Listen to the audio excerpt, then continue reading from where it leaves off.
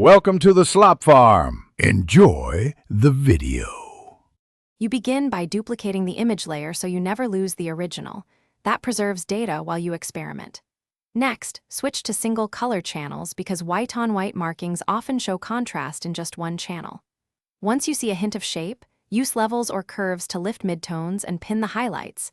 This makes faint white strokes visible. At this point, you are not done. You are simply exposing latent detail, and that visibility guides the next, more targeted actions. Once a trace appears, try invert or difference blending modes on a duplicated layer. These modes exaggerate subtle luminance differences so white text pops against white. Then add a low-radius high pass or a targeted unsharp mask to bring edge definition forward. This helps letters resolve.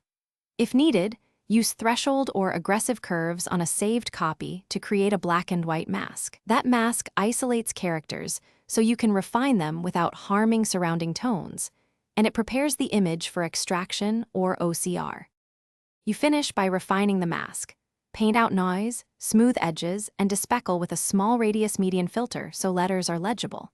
Then increase contrast slightly and export a high-contrast TIFF or PNG for OCR, or simply transcribe what you see.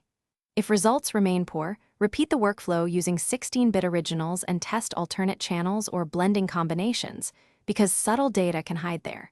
Troubleshooting tip: if nothing appears, double-check image bit depth and try repeated slight adjustments rather than one large change.